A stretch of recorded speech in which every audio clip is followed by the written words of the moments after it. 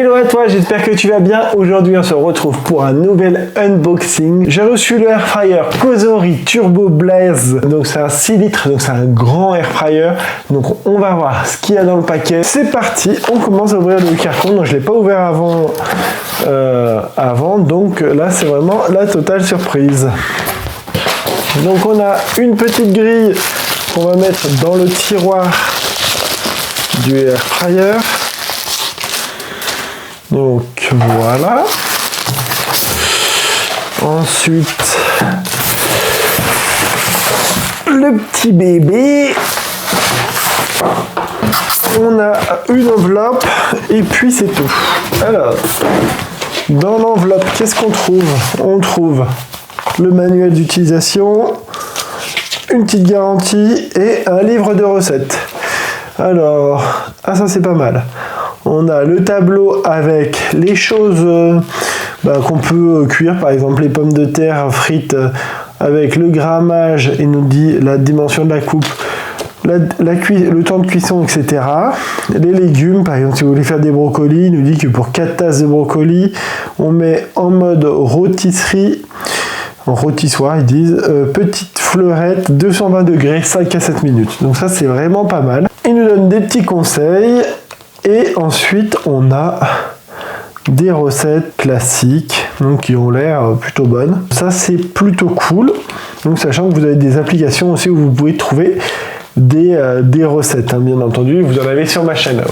Il y a aussi un outil que vous pouvez trouver sur mon site histoiredesregaler.com. C'est un outil pour convertir. Si par exemple vous avez une recette que vous aimez bien au four, par exemple, je sais pas, un gâteau, peu importe, ou des muffins par exemple, vous allez pouvoir mettre la température de cuisson et le temps au four et ça va vous convertir automatiquement en temps air fryer et en température air fryer. Donc c'est vraiment le feu. Alors on a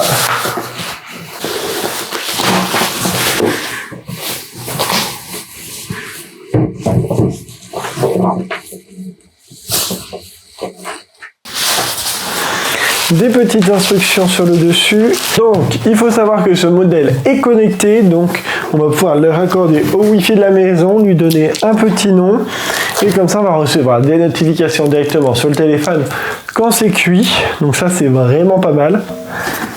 Alors là, donc on a la résistance ici en haut, le tiroir qui est qualitatif, hein, là il n'y a pas de problème et qui est assez grand, dans lequel on va insérer notre petite grille.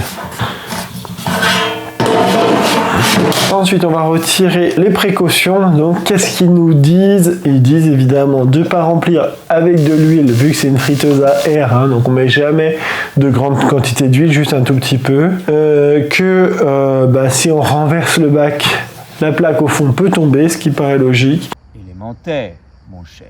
Et ils nous disent de ne pas utiliser le mode turbo pour la cuisson de toutes petites choses, ce qui paraît un petit peu logique parce que sinon ça va les cramer automatiquement. C'est un air fryer qui est vraiment très très élégant. Donc on l'allume et donc par défaut on a 195 degrés 10 minutes. Donc évidemment on peut changer le temps très facilement. L'écran tactile il est bien, ça réagit bien. On a un truc préchauffage qui ne sert à rien dans un air fryer parce que la majorité des plats n'ont pas besoin d'être préchauffés, mais je vais appuyer dessus pour voir. Ah oui, en 4 minutes il chauffe à 205 degrés. Ce mode ne sert à rien. Un mode pour réchauffer en 5 minutes, un mode pour sécher. Alors je l'ai testé sur un autre air fryer, le mode pour sécher, et c'est génial. Ça je vous le conseille à 2000%. Donc par contre c'est long, 55 degrés pendant 6 heures. Mais alors pour conserver des aliments, c'est top. Le mode bake, donc c'est pour la pâtisserie. Le mode proof, il est génial. Ça c'est un mode qui est incroyable. En fait c'est pour faire gonfler vos pâtes à 30 degrés à 60 pendant 60 minutes. Ça c'est top pour vos pâtes à pizza, vos pâtes à brioche, les pâtes à croissant, tout ça, tout ce qui lève, ça va être idéal. Sachant que pour une pâte à brioche, il faut jamais dépasser les 32 degrés. Donc là, avec 30 degrés, on est bien. On a le mode réchauffage et après on a plusieurs modes en turbo. Il va si vite que le reste du monde a l'air de tourner au ralenti, baby. Donc air fryer, donc ça va être tout ce qui est friteuse, le mode rôtissoir, le mode grill et le mode décongélation. Donc vous voyez où ça va décongeler à 200 degrés pendant 14 minutes, donc ce qui est quand même pas mal pour par exemple de la viande. Donc au niveau des fonctions, on a le truc complet. Là c'est vraiment top. Surtout, moi, je vous dis mes deux modes que je préfère là-dedans, qu'on n'a pas sur tous les air fryers, c'est la fonction dry. Donc après, vous allez trouver des tableaux sur l'application V-Sync que vous pouvez télécharger pour déshydrater tout ce que vous voulez. Et moi, j'adore la fonction proof, surtout en hiver pour faire gonfler la pâte. Il n'y a rien de mieux que d'avoir un endroit où on sait qu'il fait chaud, qui chauffe à petite température, donc ça consomme rien. Parce que pour rappel, les consommations de air fryer sont très très faibles. Donc ce air fryer vraiment je le trouve super parce qu'on peut descendre à 30 degrés, ce qui n'est pas le cas sur tous les air fryers. Donc ensuite niveau design, il n'y a rien à dire, il est très beau. Maintenant on va l'attendre au tournant pour le four, donc on va regarder ce que ça donne tout de suite en cuisant quelque chose. Alors pour tester ce air fryer, j'ai trouvé dans mon congélateur des cuisses de poulet, donc je vais commencer par mettre les cuisses de poulet en mode décongélation. Ah, il faut appuyer sur le bouton sur celui-là. Très sympathique. Il a une belle tête de vainqueur. Et automatiquement, il enlève tout, donc il y a une sorte de sécurité, ce qui est pas mal pour les enfants. Donc j'ai mes cuisses de poulet que j'ai mis en vrac, donc là il y en a 4, hein, donc il y en a quand même beaucoup. Je mets en mode frozen et je lance. On va voir ce que ça donne niveau bruit déjà. Franchement, j'ai connu pire. Par exemple, le Cosori Dual Blaze, le blanc là que j'ai déjà fait un test sur ma chaîne, faisait plus de bruit que ça. Donc là, au niveau du bruit, on est quand même sur du très silencieux. Ça fait un petit peu de bruit quand même, hein, mais franchement, si vous avez du bruit ambiant, genre la télé ou quelque chose comme ça, vous n'entendrez rien. Donc ce qui est bien là dans cet appareil, c'est que l'application est vraiment très bien faite. Vous pouvez trouver, donc c'est pas une vidéo sponsorisée, hein, vraiment j'ai reçu l'appareil gratuitement certes, mais j'ai aucune obligation d'en dire du bien ou du mal, je fais ce que je veux, j'ai ma liberté totale. Donc franchement mon avis, il est franc comme toujours. Donc l'application est plutôt bien faite pour Cosori, pour V-Sync. Vous verrez, c'est bien, on peut connecter très facilement l'appareil, lui choisir un petit nom si on a envie et retrouver plein de recettes.